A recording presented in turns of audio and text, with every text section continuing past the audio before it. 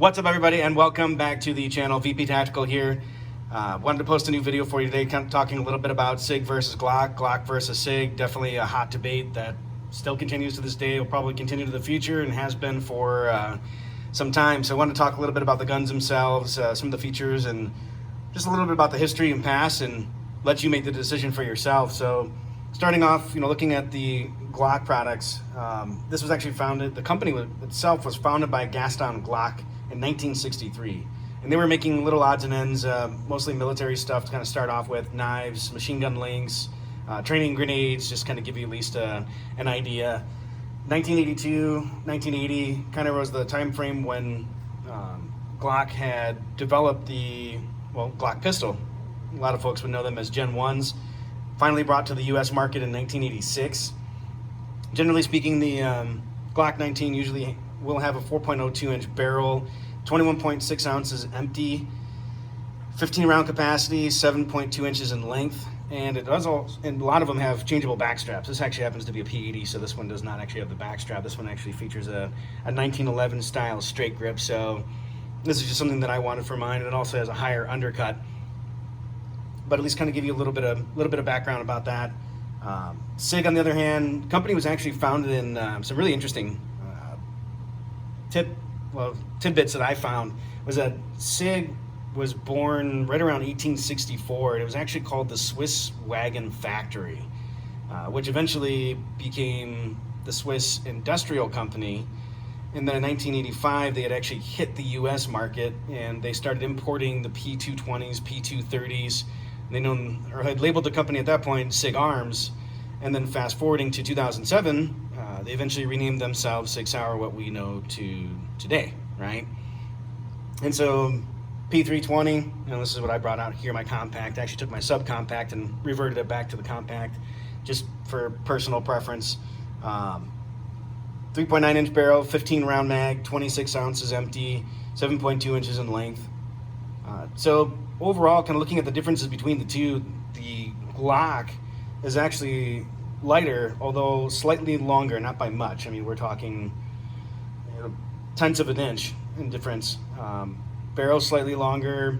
They both hold the same capacity. The only difference, well, not the only difference, but one of the major differences is that Sig does not offer changeable back straps, which, good or bad, I mean, I absolutely love the grip on the Sig. Not that I don't on the Glock, even on the standard ones that on, again, 1911 style P80s. But it is nice that you can actually change that back strap to match your hand depending upon how big your hands are. Mine are quite big, so it's nice to have a bigger grip overall.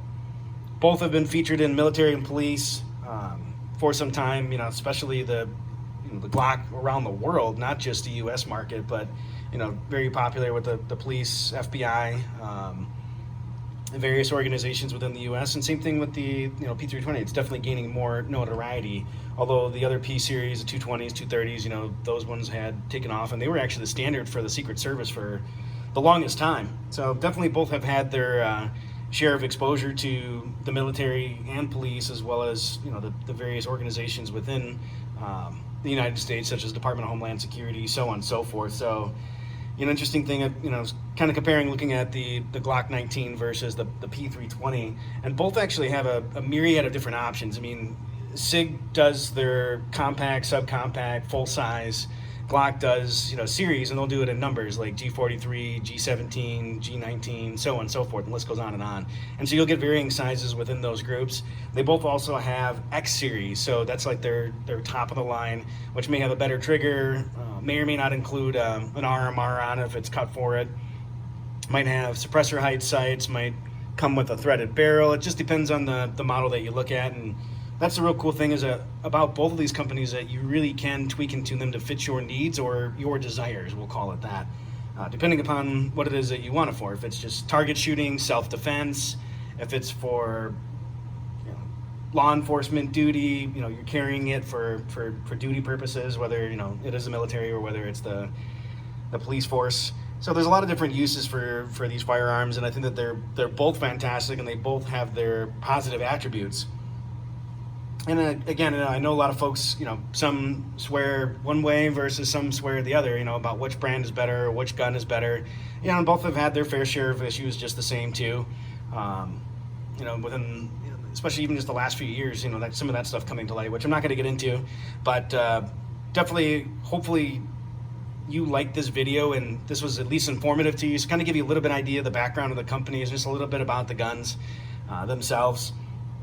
But hit that like and subscribe button, like I said, if you haven't already. And more importantly, too, drop what you think is the better gun and why in the comment section below.